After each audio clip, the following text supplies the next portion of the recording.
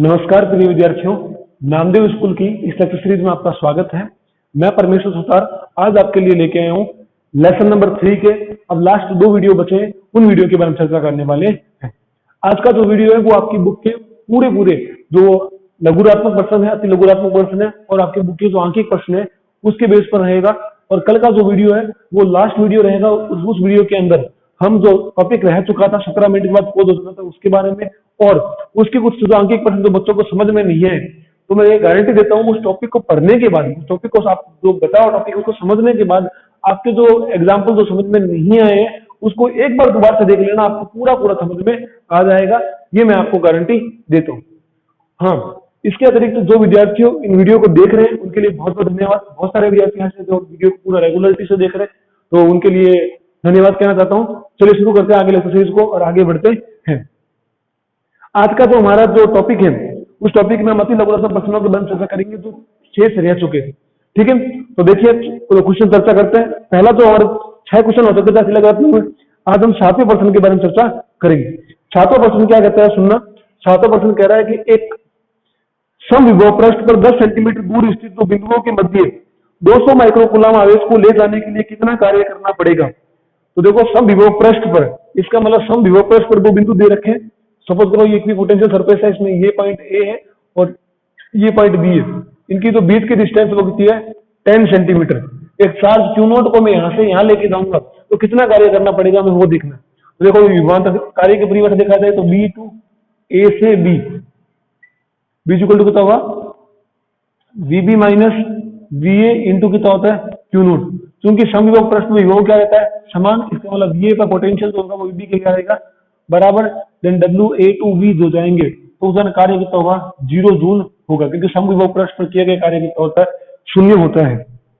ठीक है, अगला हमारे पास देखा जाए तो क्वेश्चन नंबर 8 कह रहा है निम्नलिखित के कारण समविभव पृष्ठ की आकृति बनानी है। पहला जो देखा बिंदु आवेश के कारण, तो बिंदु आवेश के कारण सकेंद्रीय गोलों के रूप में बनता है। और दूसरा हमारे पास है एक समान विद्युत क्षेत्र के कारण। एक समान विद्युत क्षेत्र मतलब हमने वैसे छिद्र ली है, इस छिद्र के कारण यूनिफॉर्म इलेक्ट्रिक फील्ड प्रोड्यूस होता है। तो इस छिद्र के कारण जो इलेक्ट्रिक समविभव पृष्ठ बनते हैं इसके समांतर सभी पृष्ठ, इसके समांतर सभी पृष्ठ जो होते हैं वो भी क्या कहलाते हैं समविभव पृष्ठ कहलाते हैं। ये सारे पृष्ठ समांतर। ओके, इसके बाद हमारे पास देखा जाए जब कोई विद्युत द्विध्रुव को विद्युत क्षेत्र के समांतर रखा जाता है तो इसकी स्थितिज ऊर्जा के मान में क्या होगा। तो देखो क्वेश्चन नंबर दे रखा है ये 9।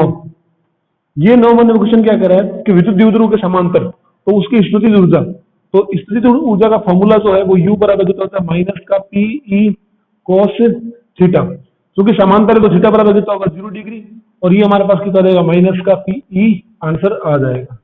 ओके, अब हमारे पास अगला क्वेश्चन 10वां है कि 10 सेंटीमीटर चालक गोले के आवेशित करने पर इसकी सतह पर विभव 15 वोल्ट होता है। 10 सेंटीमीटर का गोला है, उसको आवेशित करने के लिए हमें उसके आवेशित करने पर उसके जो पृष्ठ पर विभव जो होता है वो कितना होता है 15 वोल्ट होता है। तो उसके केंद्र पर विभव कितना होगा। ये क्वेश्चन नंबर देखना 10 क्या कहना चाह रहा है। ये क्वेश्चन कह रहा है कि उसके जो पृष्ठ पर आवेश है कौन सा है गोला है, कौन सा गोला है, इसे चालक गोला बोला होगा। हाँ, चालक गोला है। चालक गोले के पृष्ठ पर इतना है तो पृष्ठ पर कितना है 10 वोल्ट दे रखा है। और ये पूछ रहा है कि इसके केंद्र पर कितना होगा। तो चालक गोले के केंद्र पर विद्युत विभव जो होता है वो किसके बराबर होता है बी पृष्ठ के। तो केंद्र पर भी विभव कितना होगा 10 वोल्ट ही होगा। अगला क्वेश्चन 11वां, that is very important question for board level. Board के अकॉर्डिंग क्वेश्चन बहुत इंपॉर्टेंट है। ये कह रहा है कि एक 5 सेंटीमीटर त्रिज्या को समरूप आवेशित आचालक गोले के पृष्ठ पर विभव 10 वोल्ट है, उसके केंद्र पर कितना होगा। ठीक है, तो V पृष्ठ पर पोटेंशियल निकालना है किसके लिए आचालक गोले के लिए, वो कितना होता है वो है 15 वोल्ट। तो हमें क्या निकालना है इसके केंद्र पर, तो केंद्र पर कितना होता है 3/2 इंटू कितना होगा 15 वोल्ट। ये देखा जाए तो 7.5, इसको 3 से मल्टीप्लाई करो तो 15, 80/7 पता 22.5 वोल्ट इसकी केंद्र पर विद्युत विभव हो जाएगा। इसके अतिरिक्त जो क्वेश्चन नंबर 12 है वो देखिए। क्वेश्चन नंबर 12 जो है वो यहां करते हैं।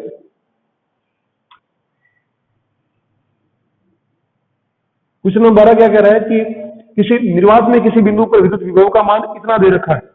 तो V बराबर दे रखा है अपने पास गिवन में, V बराबर दे रखा है अपने V is equal to 2x² volt दे रखा है। तो कह रहा है 1,2,3 बिंदु पर विद्युत क्षेत्र की तीव्रता निकालनी है। कोई पॉइंट दे रखा है 1 मीटर, 2 मीटर और 3 मीटर पर विद्युत विभव की विद्युत क्षेत्र की तीव्रता को फाइंड आउट करना है। तो 200 में हमारा क्या निकालना होगा, विद्युत क्षेत्र की तीव्रता। ठीक है, तो क्षेत्र की तीव्रता कैसे ज्ञात करेंगे देखना है इसमें। क्षेत्र की तीव्रता निकालने के लिए हमें पता है कि E बराबर कितना होता है माइनस का डेल और कितना होता है V। अब डेल कितना होता है माइनस का I cap del by del x plus J cap del by del y plus K cap del by del z, और ये कितना हो गया V। यहाँ पर ये जो कोऑर्डिनेट है इसमें V की वैल्यू अंदर पुट करें तो कितना हो जाएगा माइनस का I cap del by del V by del x plus इधर एक बार के लिए, और ये देगा J cap del V by del y plus K cap del V by del z। यहाँ पे हमें क्या निकालना पड़ेगा, इसका आंशिक अवकलन करना पड़ेगा। तो del V by del x, इसके ब्रैकेट में क्या लिखोगे y और z क्या है नियत। y और z को अपने को क्या मानना पड़ेगा बेटा, कांस्टेंट मान के अवकलन करना पड़ेगा। तो देखो x तो फलन है, तो इसका अवकलन कितना हो जाएगा, x का x² का 2x, तो ये 4x हो जाएगा। अब बात करें del V by del y की, तो y के टर्म करेंगे तो x और z क्या रहेंगे नियत रहेंगे। अगर x z नियत रहे तो इसमें बेटा y तो है ही नहीं, तो x कांस्टेंट नियत का अवकलन कितना होता है 0, तो ये कितना हो जाएगा 0। इसी प्रकार del V by del z निकालेंगे, इस z के दौरान क्या होगा x और y नियत होगा। ध्यान रखना आंशिक अवकलन जिसके सापेक्ष कर रहे हैं उसके अतिरिक्त सभी चर क्या रहते हैं नियत रहते हैं, ये आंशिक अवकलन का रूल होता है। ठीक है, तो यहाँ पे भी कितना आएगा 0। तो विद्युत क्षेत्र की तीव्रता जो आएगी वो कितनी आ जाएगी, ई वेक्टर बराबर माइनस का, और यहाँ देगा 4x I कैप, और यहाँ पे देखा x का मान रखे, इंटेंसिटी निकालनी कहाँ पर 1 2 3 पर, तो मान रख दे बेटा तो कितना आएगा माइनस का 4 I कैप आ जाएगा। तो ये हमारे पास इस इलेक्ट्रिक फील्ड इंटेंसिटी का फॉर्मूला आ चुका है। इसके अतिरिक्त देखा जाए 13वां क्वेश्चन देखो, ये कह रहा है दो बिंदुओं पर आवेश की निकाय की स्थिति ऊर्जा का व्यंजक निकालना है। कुछ भी नहीं, द्विकर्ण निकाय की स्थिति ऊर्जा का व्यंजक निकालना है, वो अपने को पहले ही पता है कि K Q1 Q2 में कितना होता है R12 होता है। इसी के अतिरिक्त देखो ये कह रहा है विभव प्रवणता का मात्रक लिखिए। बेटा ये जो ग्रेड ऑफ V है इसे बोल सकते हो ग्रेड ऑफ V, इसे बोलते हैं del V by del R। तो इसका मात्रक कितना होगा, ऊपर तो दूरी आ विभव आ रहा है तो वोल्ट, नीचे क्या आ रहा है मीटर, तो वोल्ट अपॉन में कितना आ जाएगा मीटर, इसका मात्रक हो जाएगा।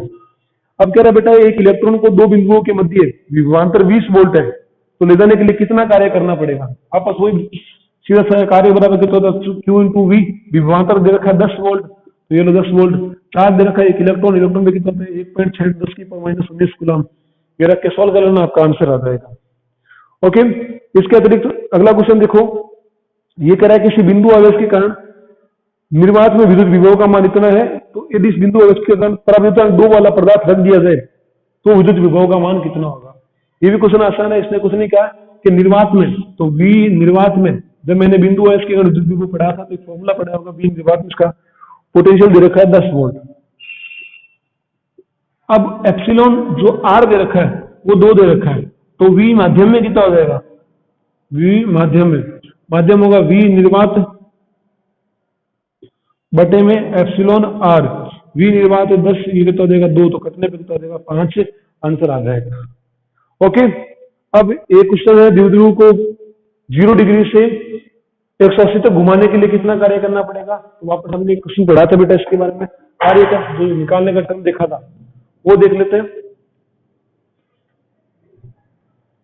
हाँ, ये कह रहा है द्विध्रुव को दे रखा है E, विद्युत क्षेत्र दे रखा है, अपने को घुमाना है θ1 बराबर 0 डिग्री से θ2 बराबर 180 डिग्री तक। तो जो W होता है वो कितना होता है PE cos θ1 माइनस cos θ2।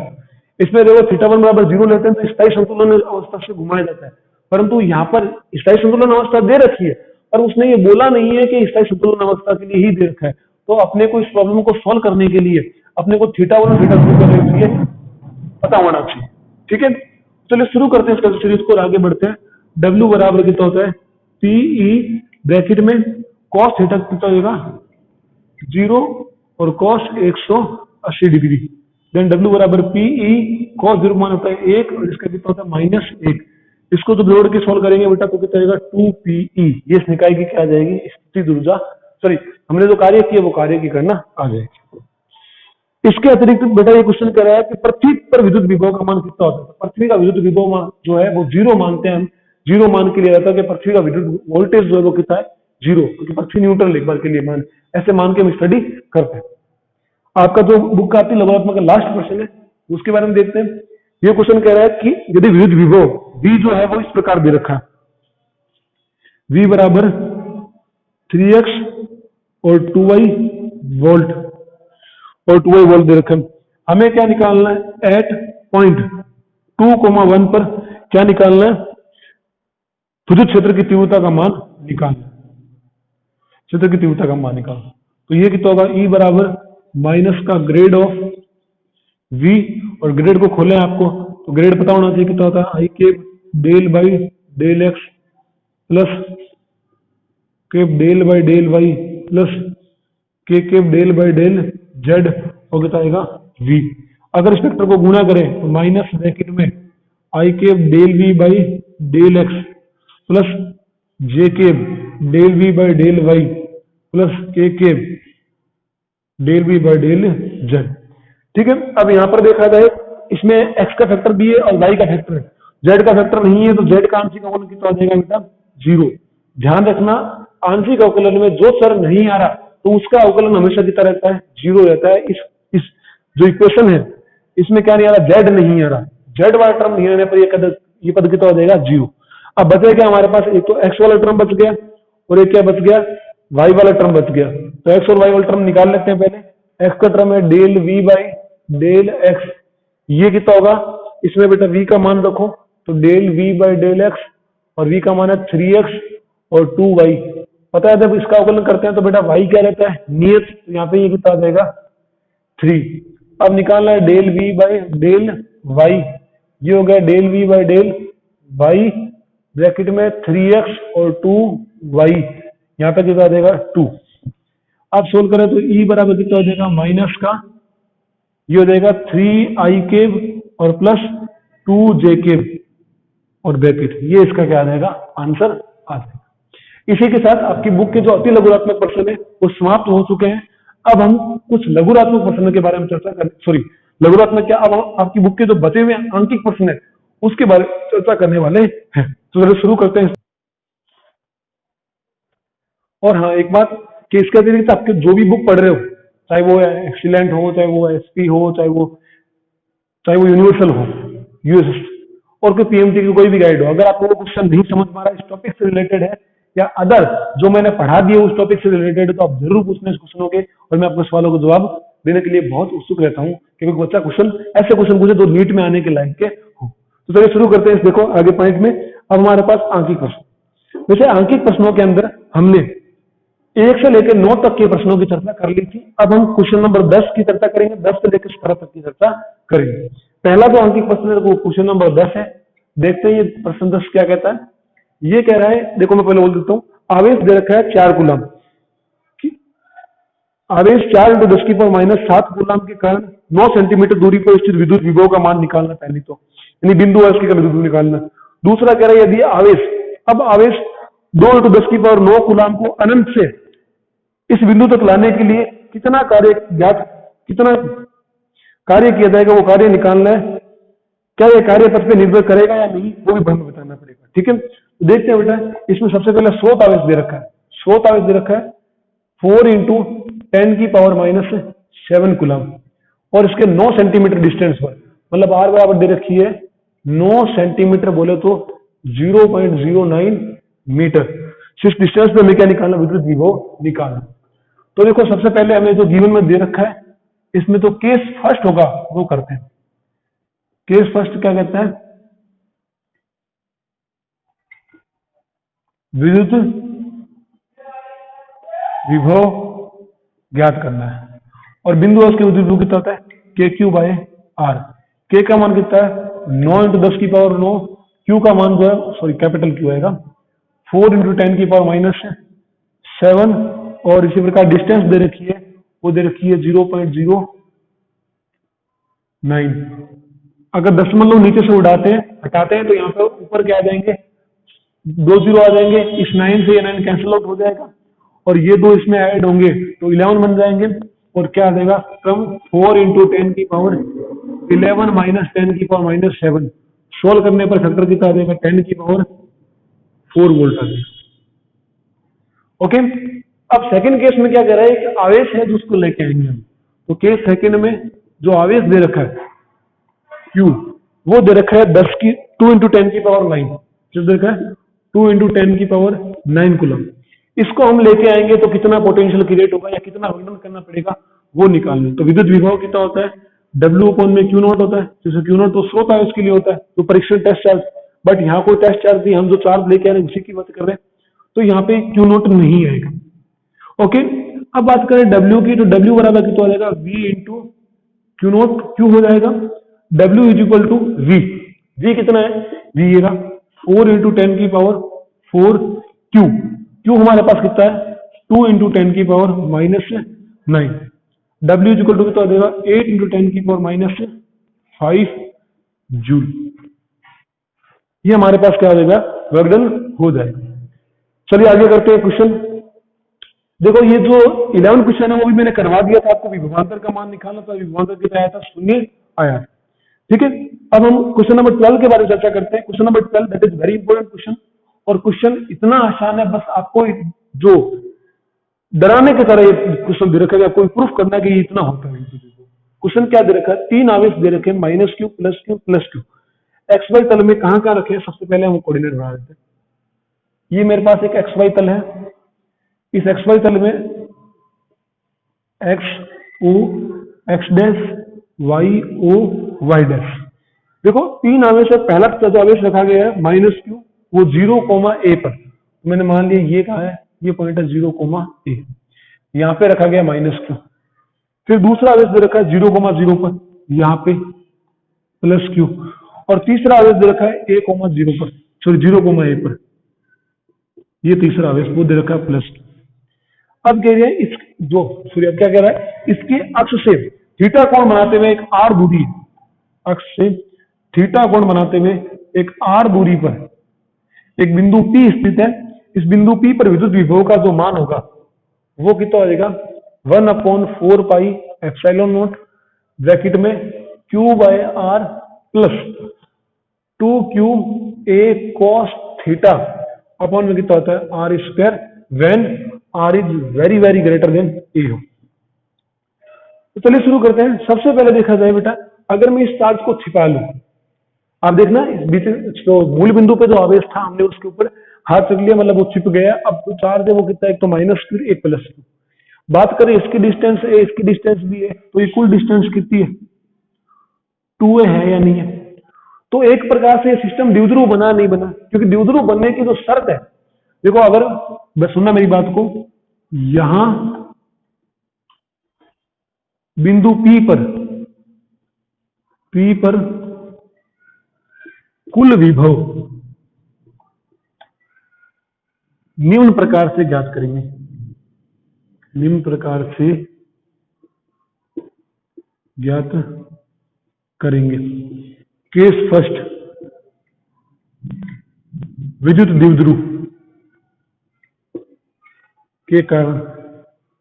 तो विद्युत द्विध्रुव है हमारे पास, वो ये जो डाइपोल क्यों बना, इसके डाइपोल बनने की शर्त है, देखो इसने सबसे पहले ये चीज कह दी कि r is very very greater then कितना है। अगर ये डाइपोल की शर्त को फॉलो कर रहा है तो देखना डियर स्टूडेंट, यहाँ पे मैं विद्युत द्विध्रुव के कारण विद्युत विभव आएगा, विद्युत द्विध्रुव वो कितना होता है KP cos थीटा अपॉन में कितना होता है r स्क्वायर। अब बात करें KP, तो K का मान 1/4 का एप्सिलॉन नॉट, हमने सुविधा के अनुसार किया तो हमें डायरेक्ट प्रूफ करना है, और इसका मान होता है 2A इंटू Q अपॉन में कितना होगा r स्क्वायर, और ये कितना होगा cos थीटा। ये तो विद्युत द्विध्रुव के कारण आ गया, जो इन दोनों के कारण है, सेंटर पे चार्ज नहीं। अब सेकंड केस क्या कहेगा, मूल बिंदु पर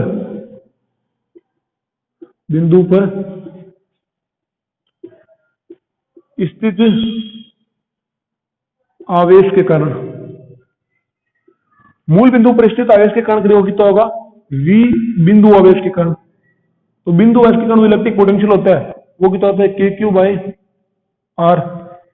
अब जो कुल विभव है, सुनना, कुल विभव वी नेट माने, तो वी नेट है कितना, एक तो वी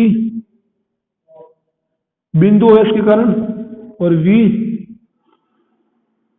द्विध्रुव के कारण। तो चलिए देखो इन दोनों के अंदर मान रख देते हैं हम। तो यहां पे अगर ये मान रखें तो मैं यहां रख देता हूं, v बराबर ये हो जाएगा, इधर से कॉमन ले ले 4 पाई एप्सिलॉन नॉट। तो देखो k कॉमन आ गया इससे, तो कितना बचा, q divided by r, plus इस फैक्टर से अगर k कॉमन आएगा तो कितना आ जाएगा, q into 2a cos theta upon में कितना आ जाएगा, r स्क्वायर। और यही हमें क्या करना था, प्रूफ करना था। इतना आसान क्वेश्चन है, बस केवल एक सिद्ध करोगे या नाम आते बता डर जाता है कि सही क्वेश्चन बहुत हार्ड है। वैसे इस क्वेश्चन में कुछ भी नहीं है, क्योंकि पोटेंशियल स्केलर क्वांटिटी है ना, इस कारण ये जो फैक्टर है वो डिपेंड नहीं करता। एक एक टर्म की जोड़ के करेंगे तो भी नहीं आएगा, तो डायपोल है तो डायपोल को लेना ही पड़ेगा आपको।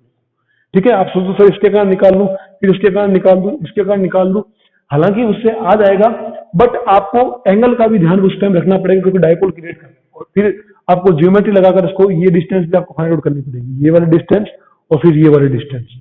अगर इसका डिस्टेंस फाइंड आउट है तो आप इन दोनों का मान रख दे, मान निकाल सकते हो। प्रत्येक एक निकाल के भी आप सेट करोगे ना तो भी आपका आंसर यही आएगा, बट शर्त यही है कि आपको R1 या R2 का मान आना चाहिए। ठीक है, उसका निकालना बहुत हार्ड रहेगा। वैसे आपको डायपोल की शर्त फॉलो करनी है। अगर ये आपने लिख दिया तो मैं मान के चलूंगा कि आपका डेरिवेशन सही है। किसी बच्चे ने अगर ये नहीं लिखा तो मैं हम नहीं मानेंगे ये सिर्फ सही नहीं, क्योंकि आपने जो बुक में शर्त दे रखी है वो बात तो सही है, पर आपको पता होना चाहिए हमने डायपोल की शर्त क्यों लगाई। डायपोल की शर्त लगाने का जो मेन रीजन था वो यही था कि R is very very greater than A. ये शर्त अगर फॉलो नहीं हो रही तो वो डायपोल की जो है कंडीशन को फॉलो नहीं करेगा, फिर हम डायपोल की फॉर्मूले को हम नहीं लगा सकते। ओके,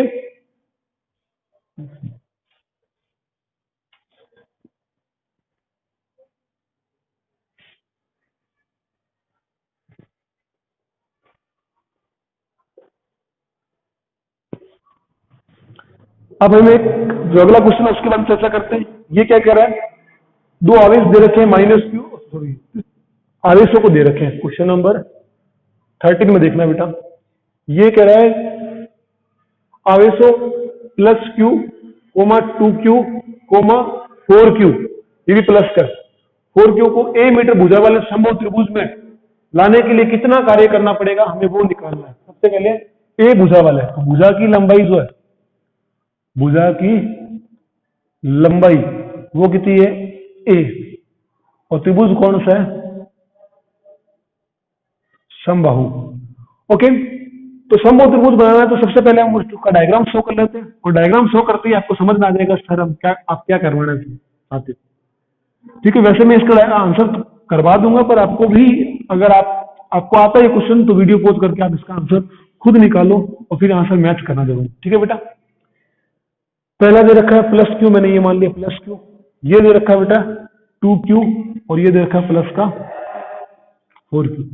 डिस्टेंस ये भी है और ये भी है, ये भी है, और ये मैंने कितनी मानी थी R12, ये कितनी मानी थी R23, R13।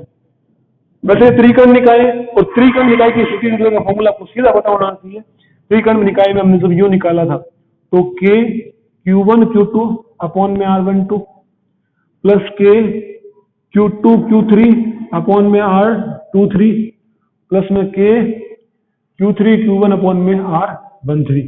अब देखो जो चीज कॉमन आ रही वो ले लो। तो पहली चीज इस क्वेश्चन में साफ दे दिया कि R12 बराबर R13 बराबर R23 is equal to A।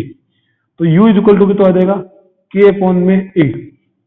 Q1 का जो मान है वो रखते जाओ बेटा, Q1 का मान है Q, इसका जो मान है Q2 का वो ये रहा, वो है 2Q प्लस, अब देखा जाए 23 तो 2Q मल्टीप्लाई में ये है बेटा 4Q, अब इन दोनों का मल्टीप्लाई करना तो कितना होगा, क्यू मल्टीप्लाई में 4q। वैसे इस प्रकार को सॉल्व करें तो k और a तो बाहर आ जाएगा, ये हो जाएगा 2q स्क्वायर, ये आएगा 8q स्क्वायर और ये आ जाएगा 4q स्क्वायर, 8 10 और 14 तो कितना देगा 14 k q स्क्वायर अपॉन में कितना आएगा a। ये हमारे पास क्या आ गया, 13 नंबर क्वेश्चन आंसर आ चुका है। अब जो 14 नंबर क्वेश्चन है वो क्या कह रहा है, ये कह रहा है दो आवेश दे रखे 7 माइक्रोकूलम तथा -2 माइक्रोकूलम क्रमशः ये पॉइंट दे रखे उस पर स्थित है। इस निकाय की बाह्य विद्युत क्षेत्र आरोपित नहीं की जाए तो विद्युत स्थिति ऊर्जा को गणना करनी है अपने को, विद्युत स्थिति ऊर्जा की, ठीक है। और दूसरा, दोनों आवेशों को परस्पर अनंत दूरी तक अलग करने के लिए कितना कार्य करना पड़ेगा वो निकालना है, ठीक है। कोई दिक्कत नहीं है आपको। वैसे देखो इस क्वेश्चन को जो गिवन दे रखे वो क्वेश्चन नंबर 14, इसमें दे रखा है Q1, वो दे रखा है 7 माइक्रोकूलम, 7 × 10⁻⁻6 कूलम। Q2 जो दे रखा है वो कितना हो गया, -2 माइक्रोकूलम, तो -2 × 10⁻⁻6 कूलम, ठीक है। ये पॉइंट कहाँ रखा गया है, -9 सेंटीमीटर 0 पर, और ये दे रखा है +9 सेंटीमीटर 0 पर, और कोई एक्सटर्नल फील्ड प्रेजेंट नहीं है, ठीक है। देखो ये जो चीज है ना, कोई बाह्य विद्युत क्षेत्र आरोपित नहीं है, ये चीज आपके इस क्वेश्चन में ऐड कर रखी है, पर इस क्वेश्चन का जो बाह्य विद्युत क्षेत्र आरोपित नहीं है इसकी फीलिंग मैंने आपको पहले समझा दी थी जब हमने बाह्य विद्युत क्षेत्र के कारण स्थिति ऊर्जा की परिकल्पना की थी, जो इसका जस्ट पहला वीडियो था। उस वीडियो के अंदर हमने जो द्विध्रुव को जो कार्य निकाला था, स्थिति ऊर्जा निकाली थी, उससे पहले हमने उस टॉपिक की चर्चा की थी। मैं ऐसा कहता हूँ उस टॉपिक को देखा होगा आपने, जिस बच्चों ने वो देखा है तो आपको इस लाइन का मतलब समझ में आ गया होगा, बाह्य विद्युत क्षेत्र का मतलब क्या समझ में आ गया। तो देखो इस टॉपिक जो देखो पहली बात कि अपने को न्यूमेरिकल सॉल्व करने के दौरान आपको प्रत्येक जो वर्ड है उसकी फीलिंग कह सकते हैं, उसका अर्थ जो है आपको समझ में आना चाहिए। ऐसा नहीं है कि मैं उसका फॉर्मूला बता दूं आप मान रख के सॉल्व कर लोगे, वो तो बेटा बच्चा कर लेगा। अगर फॉर्मूला बताओ उसके मान रखना बताओ तो बच्चा कर लेते इस फॉर्मूले को सोल्व। 10th क्लास का क्या बेटा, उसमें जो 5वीं क्लास का बच्चा वो गुणा भाग करके सोल्व कर लेगा। फिर आप में और उसमें क्या अंतर रहेगा, आपको बस ये चीज पता होनी चाहिए कि हम जो चीज पढ़ रहे हैं उसमें हमें ये चीज एक्स्ट्रा आती है उनके एस्पेक्ट में, चाहे वो आपके क्लास 12 में सीनियर स्टूडेंट है, चाहे आपके जो क्लासमेट है उसके बारे में भी ध्यान रखना। चलिए देखते हैं इसमें स्थिति ऊर्जा गणना करनी है। पहले तो हम उसको लेकर आएंगे तो फिर पृथक करेंगे तो कितना कार्य होगा। सबसे पहले तो देखो इसमें जो हमारे पास सिस्टम है उसको कोऑर्डिनेट के रूप में रिप्रेजेंट कर दे, तो ये कोऑर्डिनेट बना लिया, ये हमारे पास 0 है, ये मैंने मान लिया 9 सेंटीमीटर इधर प्लस का है 0.09 मीटर और इधर कितना है 0.09 मीटर, ठीक है। देखो प्लस के टाइम जो कोऑर्डिनेट है वो है यहाँ पे Q2, यहाँ पे जो है वो क्या है Q1। तो एक्चुअल में जब इसको बनाया गया था तो ये बना क्या, द्विकर्ण निकाय, क्योंकि दो पार्टिकल सिस्टम है और स्थिति ऊर्जा द्विकर्ण निकाय की कितनी होती है U बराबर K Q1 Q2 बोलने कितना होता है R। अब टोटल डिस्टेंस जो है बेटा वो कितनी हो जाएगी 0.18 मीटर, क्योंकि 9 कितना होते हैं 18 होते हैं सेंटीमीटर की बात करें तो, ठीक है। तो इसकी बात करें तो 9 × 10 की पावर कितना देगा 9। Q1 का जो मान है अपने पास वो कितना दे रखा है 7 इंटू ये दे रखा है Q2 का मान दे रखा है -2 और 6 कितना देगा पावर में -12। डिस्टेंस कितनी है इसकी 0.18, तो ये लो 0.18 उड़ाया 0 तो यहाँ पे कितना आ जाएगा बेटा 100 आ जाएंगे। वैसे इसको काट दें तो कोई दिक्कत थोड़ी है एक बार, और इससे कट जाएगा तो कितना आएगा -1। सॉल्व कर लो बेटा, देखो यहाँ पे पावर 9 है, ये तो पावर 2, तो 9 2 कितना देंगे 11 और ये 10 की पावर -12 इंटू कितना आएगा -7, तो कह सकता हूं कितना आएगा -0.7 जूल, ठीक है। अगर स्थिति ऊर्जा माइनस की, इसका मतलब जब हम इस चार्ज को पास लेके आएंगे तो ये अपना बाकी निकाय बना देंगे। अब इसको पकड़ के मुझे क्या करना पड़ेगा, वापस दूर ले जाना पड़ेगा। तो जब मैं वापस इसको दूर लेके जाऊंगा तो ये जो माइनस स्थिति ऊर्जा वो किसके बराबर हो जाएगी बेटा, कार्य में चली जाएगी, और वो भी परिणाम ये माइनस आकर्षण के विरुद्ध कार्य करना पड़ेगा, तो वो विरुद्ध कार्य कारण माइनस, फिर ये पॉइंट -7, तो कितना आ जाएगा। आज के लिए बस इतना ही। अगर इस वीडियो में कोई डाउट हो तो प्लीज कमेंट बॉक्स में लिखकर भेजो। अगर इस वीडियो में आपको अच्छा लगा तो प्लीज इसको लाइक करो, कमेंट करो।